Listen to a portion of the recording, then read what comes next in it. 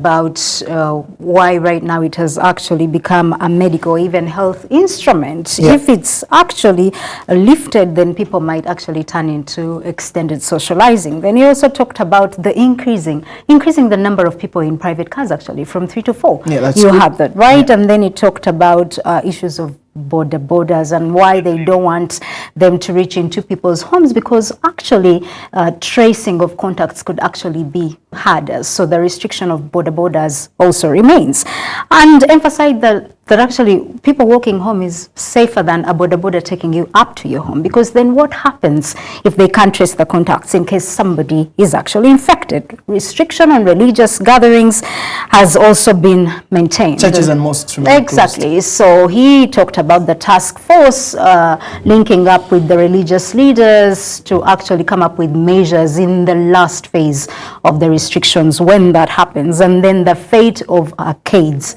hasn't also changed. Of course, that remains closed. Yeah. Still looking at those highlights from the president's speech. The president also said that dead bodies should be repatriated if medical certificates of cause of death is provided, comprehensive medical reports from the doctor wrapped in a waterproof bag. Yeah, that's quite true. restrictive measures there. He mentioned about that. Travel in and out of Uganda for medical reasons should be barred. In principle, however, the Ministry of Health and other agencies can handle case-by-case basis. The president also said that relatives accompanying the COVID-19 bodies from abroad will have to undergo through quarantine. The Ministry of Health, Foreign Affairs and Internal Affairs to provide guidance on this process. The president also said districts with potential clusters of infections, including Rakai, Chotera, Amuru, Buikwe, Gulu, Arua, Ajumani, Nebi, need to remain closed because they have cases of COVID-19. The rest of the border districts will remain open except where there are infections. That also came out clearly. And the president also said that exit and entry out and into the country for medical services will be accessed on a case-by-case basis. Many South Sudanese who are seeking entry into Uganda to access medical services, but this will also be handled on case-by-case basis. Maybe the final thing that caught my attention here is the only safe activities that can be reopened now are public passenger transport, which you said, private cars. Please don't forget. Absolutely. You're forgetting us mainly, because I imagine you gentlemen don't need the saloons. The saloons. And maybe someone made a tweet there. Yeah, a very interesting one that came in from Aisha, that is on Twitter, who said abasalon tulabye kubanga tugenda kolera chebitutwa. If you want to be part of the conversation tonight, just go on Twitter and on Facebook and leave us your comment on President Museveni's statement today. What caught your attention? What are your views? Be sure that we'll be able to sample some of your views and comments later on in this broadcast. But hey, it's over it's still 9. But we call the bulletin live at 9. So welcome to Live at 9. Let's look at the top stories today. Maybe let's get ready with our top story tonight. All right. Well, as Uganda's economy continues to decline due to COVID-19, the Uganda Revenue Authority is to introduce new taxes to meet the projected 20.3 trillion shillings. Well, some of the proposed taxes include taxes that they'll tax the rich Ugandans to ensure that they can collect more revenue to be able to hit the 20.3 trillion shillings revenue collection target. That story starts us off tonight. The National Economic Committee continues to meet different sectors in the country to address the challenges brought by COVID-19. The latest meeting was with the newly appointed Commissioner General of URA, John Musinguzi, who made his maiden presentation before the committee to brief members on the effects of COVID-19. COVID-19 impact on Uganda as a country. We thank God that so Musinguzi noted that within the lockdown period, domestic revenue declined to 21.3%, and this was attributed to low production of locally manufactured products. in May, the shortfall was even bigger, 32%, and we only were able to collect 881 billion. He said that given the prevailing challenges, is considering introducing new taxes, and among them, tapping taxes from the wealthy Ugandans, a move the chairperson of the National Economy, Saida Bumba, held reservations. So ask Parliament to support us in getting the business entities in Uganda to look at other sources of tax like wealth tax, which is practiced in other countries. Discuss it more, because there is already a complaint that in Uganda our tax rates are very high. So if after those very high tax rates somebody has money to retain some money and you still want to chase whatever he has retained, I think it is a hard one. He further told Parliament that due to the slowdown in economic activities, the authorities together with the Ministry of Finance have revised the revenue projections. Mordecai Mulisa, Moses Namayo, NBS Live at... All right, you're watching NBS Live at 9 from the Political Command Center. Now, human rights activists led by the African Freedom of Information Center have asked government to reduce taxes on OTT. This to enable public access information on the electoral process. As the Electoral Commission recommends the use of social network as part of the campaign strategy in the 2020-2021 elections, stakeholders in the sector say government should reduce the taxes on OTT to make it affordable to everyone who wants to access information on the electoral process. Kino ekya OTT n'emisolo endala nayo gigibwewo abantu basobole okukola ki okufuna amawulire agakwata ku byokulonda. Activists also called for transparency among the stakeholders while holding the scientific elections at all levels and provision of timely information. Uganda Electoral Commission, security agencies, Human Rights Commission and other public bodies involved in the conduct of the forthcoming elections to be transparent as much as possible.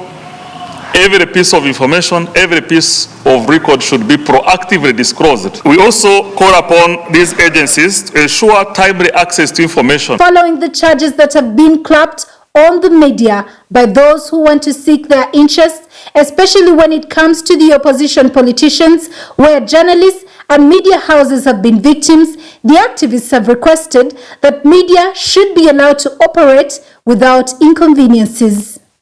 We have seen so many journalists being summoned to appear before police to answer questions of annoying the person of so and so, mainly the president. That time it was the former IGP. And you see a storm in a cab because somebody feels annoyed by what the media has said about them.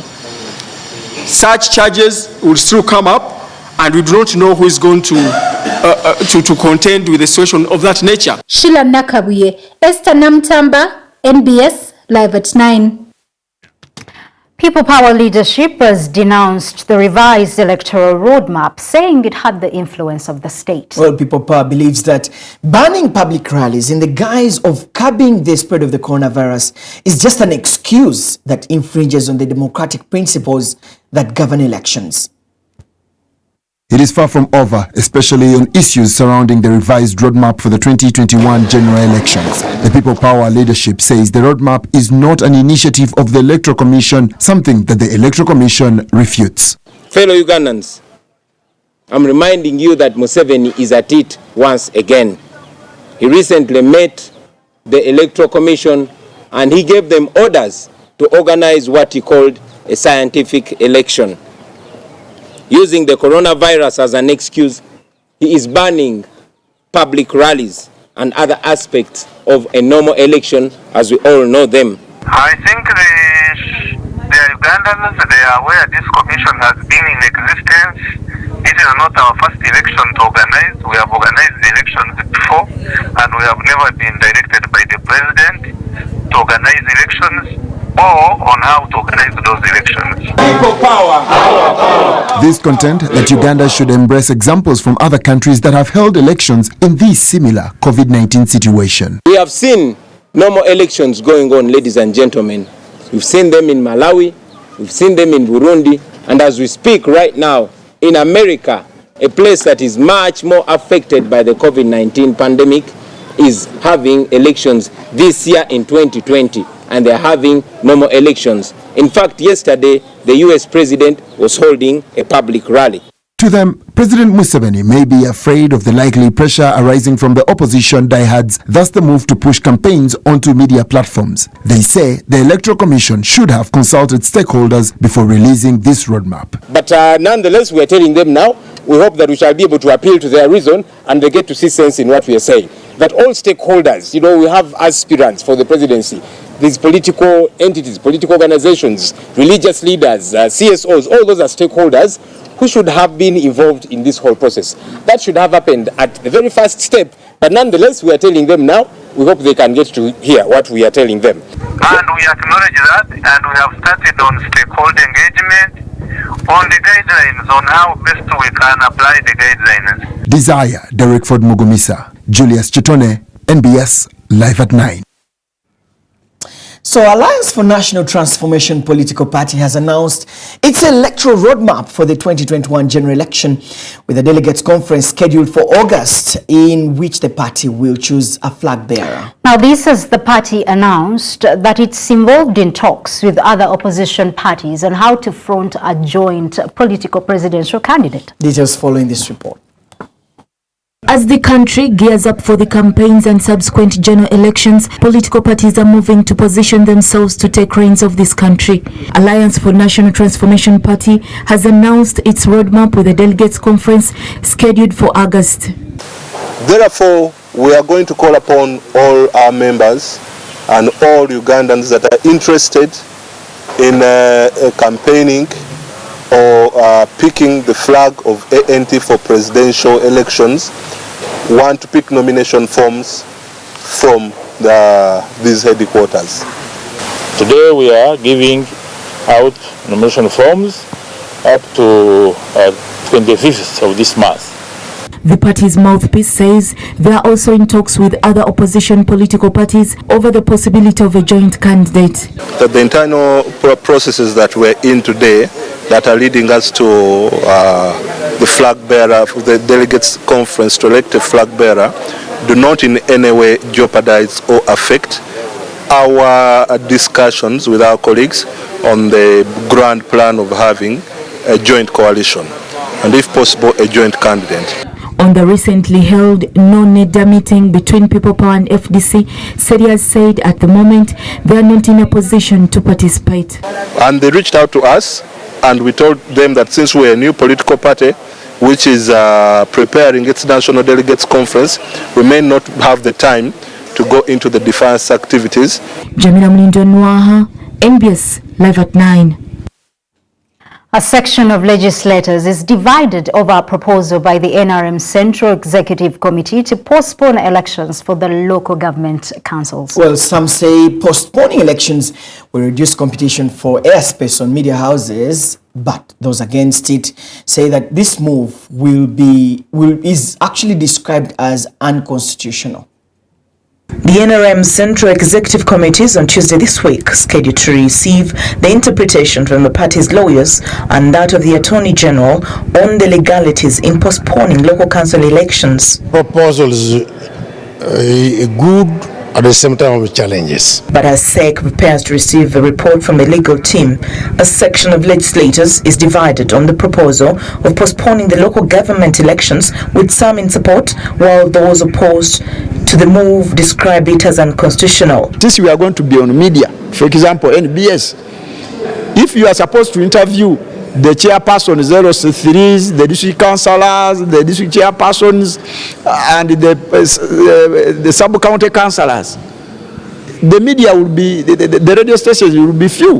We shall have little media space. So I think they want us, President and MPs, we go. We can even share. They say, you Walusoaka, you'll be there today, the other person will be there today, and the other time. But my only problem to deal with local government, I do not know what the law is talking about in terms of them, in terms of their postponement. Remember, it is a 5-year term, and a 5-year term is also ending in May. It is provided constitutionally that the term for local governments will be 5 years. It is clear in the Constitution, just like it is clear for the others. So the reason why we cannot postpone the elections for parliamentary and presidential is actually the same reason we cannot postpone that of local governments. I think SEC is the top body of NRM. When it comes to local government for government of Uganda, that is the constitution. What does the constitution say? What does the local government act say? So I think they must only consult the local government act. They should only consult the constitution of Uganda. So for us, for now, we are watching. This will be the best rubber, the best stamp on the Electoral Commission's partisanness. The lack of independence of the Electoral Commission will be proved tomorrow when these views of SEC are swallowed 100%. They're now advising government to learn from what is happening in neighboring Burundi and postpone the whole election process and maintain the status quo of the current leadership. I would propose that maybe the status quo should remain at least for 1 or 2 years, not until when we know that time is right for all people to conduct a free and fair elections. Chase Bagala, Sam Ibanda Mugabi, NBS, live at 9.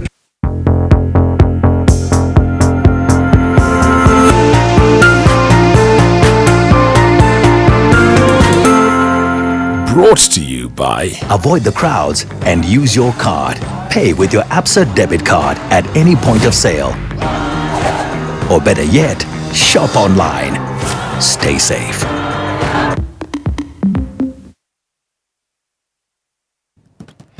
The proposal to postpone the election of local government leaders is the opinion we're looking for. President Yoweri Museveni mentioned a little bit about it and talked about the possibilities of social distancing or even hand washing just in case they take place. But of course, off our social media platforms, if a section of MPs have supported the proposal to postpone the election of local government leaders, what is your view? The hashtag is NBS Live at 9 on Twitter, at NBS TV, Facebook, NBS Television. Let's start with your comments on Twitter now.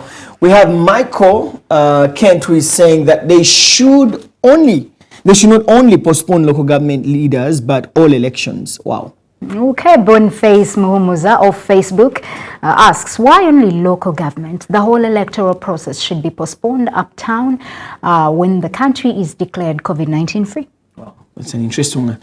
Cosmas Okidi is saying that, what's that mess about? What a mess is that? The law is very clear. All they want to tamper with the constitution again. All political leaders have a 5-year social contract with the electorate. Madness just. Well, Cosmas James Okidi has called it madness, but Mukula Linda Martin thinks local government attract less crowds than presidential and parliamentary elections.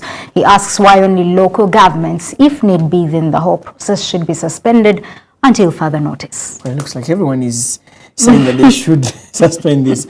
All right, let's look at tall, dark, and handsome. Wow, that's quite interesting.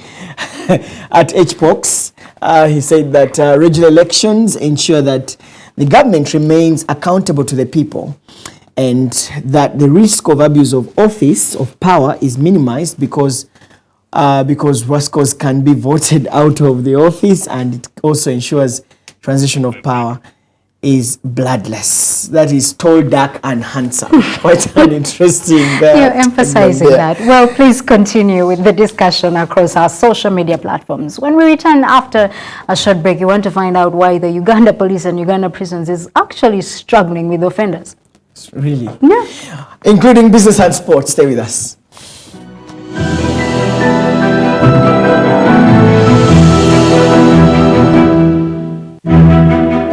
This week in history, 1979, June 21st, the National Consultative Council NCC, after sharp disagreement with Professor Yusuf Lulay, replaced him with Godfrey Binaisa as president, sparking street protests of Twagala Lulay, we want President Lulay. 1993, June 26th, Minister Betty Bigombe travels with small team into the bush to persuade Joseph Kony into talks with government. 2013, June 29th, Makerere University awards Professor Livingstone Dubobi a lifetime achievement in recognition of his many accomplishments in academia and leadership as an alumnus of the University of East Africa. 2014, June 22nd, Museveni appoints Major General Levi Karuhanga as court-martial chairman, replacing Moses Diba Sentongo. 2018, June 28th, Justice Simon Byabakama Mujenyi, the Electoral Commission chairperson, sets date for Arua Municipality Parliamentary by-election. The seat fell vacant after the killing of Ibrahim Abidiga.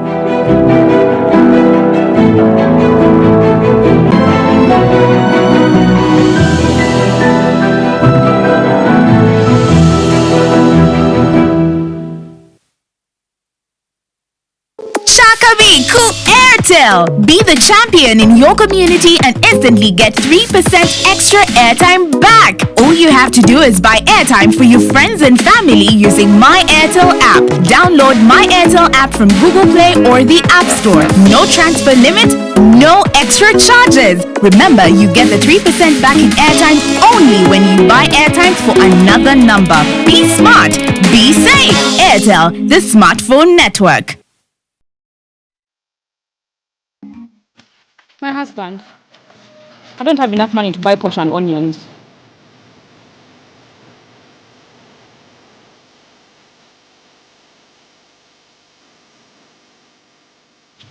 You, can't you see what's happening? I need a break. You! The situation might be hard, but it shouldn't come to this. My husband, I understand. Here is some money I got from my baskets. My wife, here's some little more money. Let us plan together from now on. Yes, we are in this together. Let us put all our money together. When you take a closer look at your family, you see the benefits of dialogue instead of violence. Make happiness, not violence. For more information, counseling, and referral, call our toll-free number. This information is brought to you by CDFU with support from EU-UN Spotlight Initiative and the Embassy of Sweden.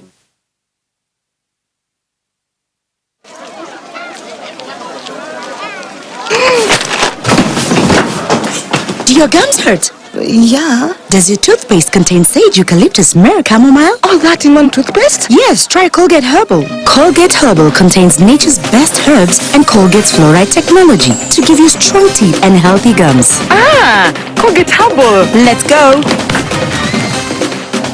Colgate Herbal for strong teeth and healthy gums naturally.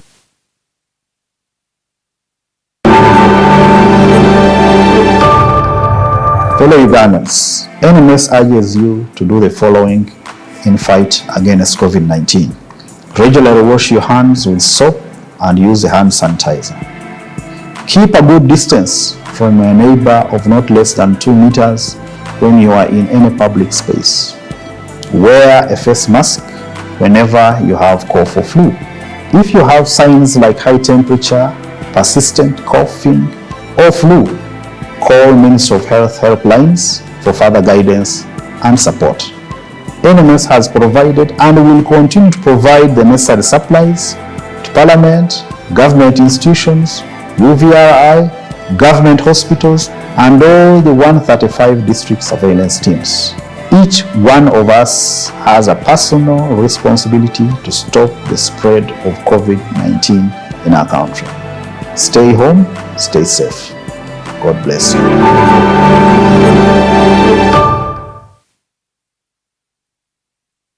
Life is for building a sweet home with your family. Mirembe Villas helps you realize this dream by offering you affordable houses with a 3-year payment period. You may have a 4-bedroom villa at a monthly installment of 12 million Uganda shillings, or a 3-bedroom bungalow at a monthly installment of 8.5 million Uganda shillings, or a 4-bedroom apartment at a monthly installment of 6.6 Uganda million shillings. With Mirembe Villas, you can design your own house, your own garden, and you deserve a secure gated community life with a lake view and golf course view. Mirembe Villas, your future home awaits you. In this difficult time, life can be hard, but Starbex Gas is here to make it simple. We are providing you with affordable gas you can use while you're staying safe at home, delivering it at your doorstep, and if you're in the city, delivery is free. It gets even better. You don't have to use cash to pay. You can pay using MTN Momo using 315-794 as the merchant code, and for Airtel 116-160-3. For more information, contact 0706 018 859 or 0706 019 171 or 0393 000 180.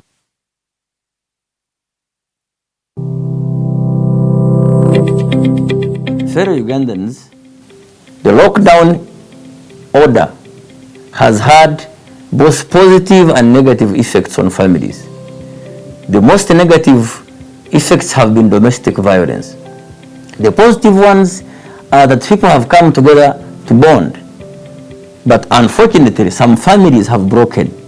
Cases of domestic violence have increased. In a month of lockdown alone, over 3,200 cases have been reported to police. This is not to mention the unreported cases.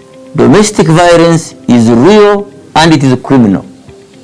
I appeal to the leaders. Any case reported must be processed to ensure that the victim gets justice. Let's fight domestic violence as we fight COVID to ensure that the family, which is the social foundation of society, is safe and stable. From the Ministry of Gender, we are always ready to support you. Call our child helpline, which can also be the same line for reporting cases of domestic violence. Code 116. You will be listened to, we shall take your contacts, and the victims will be supported in any way possible. Thank you.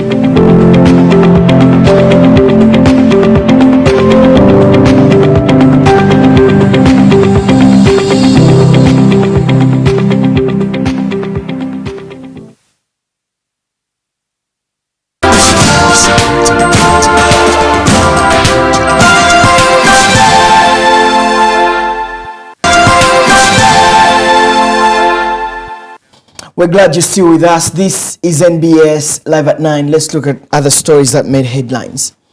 Now, Uganda Police, the Uganda Prison Services are struggling to cope up with the huge numbers of offenders after 2 of the COVID-19 designated prisons filled up. Now, the duo are trying to resort to community dialogue and sensitization to keep people away from prison. Over 100 offenders are arrested daily in Kampala Metropolitan Policing Area, majorly on curfew and lockdown guideline-related offences. This has had a toll on the already crowded police cells as well as prisons. Of the 3 prisons of Chitalia, Chigo and Kasangati that were designated for the offenders during the lockdown, Chitalia and Chigo are already full, while Kasangati is also near full. This has left police stranded with suspects ready for court for fear of filling the few remaining space. As we talk now, the prison in Chitalia is filled up just because of the arrests that have been made, and it has a very big capacity of about 3,000. Now we are looking at Kasangati prison. That's where we are also focusing on taking accused persons. As a result, police is resorting to community dialogue and sensitization to keep people away from prison, with hope that in today's address, President Yoweri Museveni may pardon some of the offenders to ease congestion. We've been promoting more of awareness and sensitization, because if you come out aggressively to start arresting, impounding, virtually you're going to arrest a very big percentage of people. Security operatives are also hoping that the National Security Committee will study the situation to see whether curfew can be a permanent crime control measure. The number of reviews that have been made, we also have several reports that we've gotten from the public those who are for the curfew, and some of those who feel that in one way or another it could be a violation of their rights, free movement, and so on. But during this period, public health and safety is the number one priority. Whether it should be something permanent or not is something that we leave for the National Security Committee. Chida Mubangizi, NBS Live at 9. As Uganda continues to experience a COVID-19 burden on border points and some cited hotspot districts, the Ministry of Health has moved to carry out a second assessment survey in the 30 high-risk districts to ascertain the magnitude of the problem. NBS Television made a courtesy visit to Mutukula border, another high-risk COVID-19 area, ahead of the survey, and we have this report. Presumed to be affected by the last presidential guidelines as a border district where entry and exit is not allowed, officials deployed to work in Chotera reveal that more needs to be done. So the community that you have seen, basically, I would say that for them, they have not experienced the lockdown that has been elsewhere in the country. According to Dr. Emmanuel Tenywa Kaira, a surveillance officer with the World Health Organization, the laxity could have been a driving factor in the COVID-19 cases, as Mutukula alone has registered more than 62 local transmissions. Now, for Mutukula, we need to look at the best mechanism of trying to address the COVID transmission there. Tenywa highlights that movement by communities in Mutukula in and out of Uganda has exposed the communities. Now, the major challenge is the people on the Ugandan side are freely moving to Tanzania side, and we cannot stop it just because of the geographical location. Here we need to do more of risk education to emphasize to the people the danger of COVID-19. At the Port Health Laboratory launched to test all truck drivers that enter Uganda, Andrew Nsaoteba, who mans the laboratory, notes that they continue to experience resistance from non-nationals calling for translation of COVID-19 materials to cater for people who access Mutukula. When it comes to Ugandans, they easily comply with the measures that we give to them. However, when it comes to non-Ugandans, it's a very big challenge.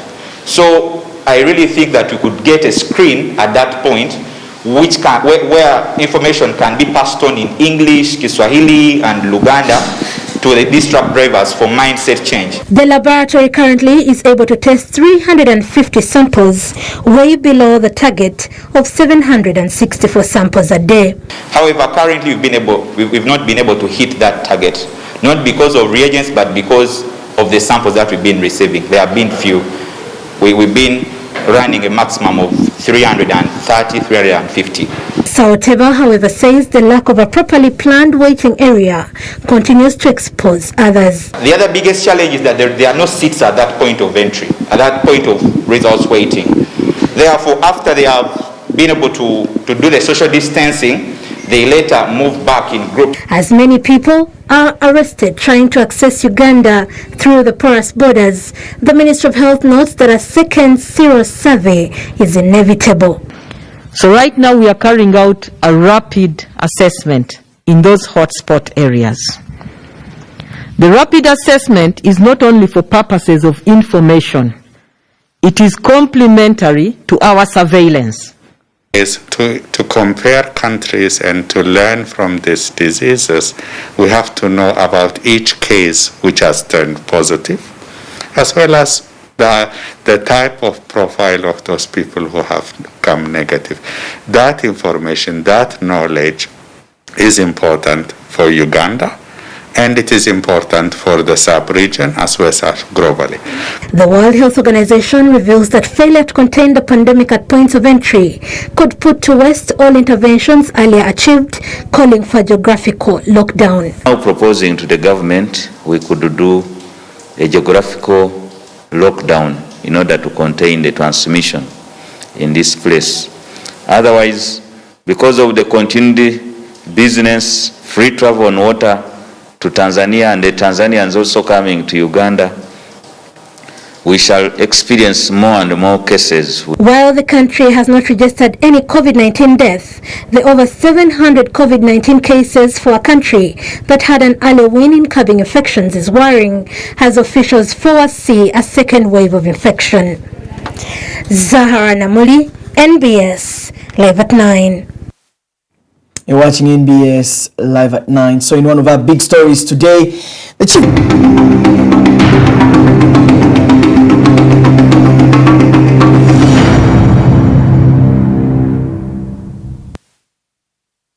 Welcome to NBS Live at 9 Business. Now in the 2020-2021 financial year, the Ministry of Finance did a number of tax amendments to boost the economy. And during the budget reading, the Minister of Finance said government was looking at more domestic revenue mobilization strategy to increase government's capacity to finance programs while also announcing temporary tax waivers. Well, in this report, Lydia Nabakoza speaks to the corporate manager on opportunities in the new tax regime. The effects of the pandemic on the supply chain has necessitated government to come up with a strategy to address liquidity to ensure business continuity. And to encourage domestic consumption, the Ministry of Finance introduced reviews in different tax structures to check the burden. The tax now will not be based on where the business is located, but would rather be based on the specific turnover such a business has registered. And the rates have also been reduced. For example, if the starting tax to pay was maybe 120, it's now 80,000 for a business that whose annual turnover is between 10 million and 30 millions. Vincent Seruma says those who will do business within the free zone area will get tax exemption in the new financial year. Now, an improvement has been made that even the payroll, 70% of the payroll must be going to local people. That is intended to safeguard jobs, improve livelihoods, but also to make sure that the supply chain from agriculture, there is a way of uptaking the inputs from the outputs from agriculture as inputs into the industrial sector. Seruma adds such tax exemption will help the economy to enhance business continuity, thus increasing on revenue collection. Let's lessen the burden, have more people on board, because we believe that if everybody pays little, then nobody pays more. And that's a good tenet of a good tax system. But critics say much has to be done in the tax administration. Payee threshold is around 235. If we want people to have money to boost their demand, the demand, we can push the threshold from 235 maybe to 350, so that the poor people are left with some money which they can spend to boost the economy. This is the reason why the post-budget e-conference on NBS television on Tuesday this week is critical. First day is going to be spent solely for helping the public understand the state of the economy. It's very important to understand the state of the economy and also what stimulus package has government put in place to make sure that that economy is revived. Nabakoza Lydia, NBS, Live at 9.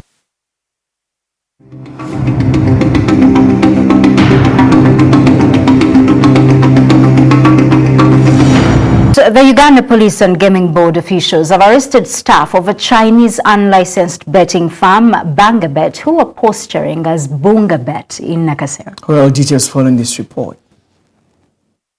In an operation today, the Uganda Police, in the company of officials from the Uganda Gaming Board, arrested several employees of a one Bangabet who were posturing as Bungabet. They confiscated several office items like computers. Gaming Board officials confirmed that Bangabet is not a licensed firm.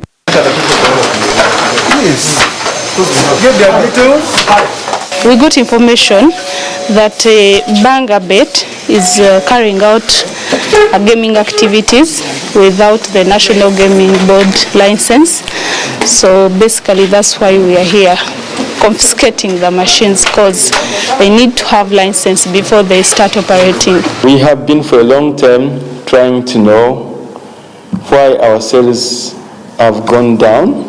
Because we are dropping seriously, we thought maybe of lockdown, but even slightly before lockdown, our sales were really going down. We don't know how they did it, but they came to know all our customers because our business is online. So they could send them SMS and tell them they are giving them free money to bet, maybe 50 or 100, and tell them to log in. We do confiscation. We are still carrying out investigations to know how and why they started their operations without the license. BongaBet is one of several online betting companies licensed to operate in Uganda. Rita Tugumisirize, Twaha Muchibi, NBS Live in Life.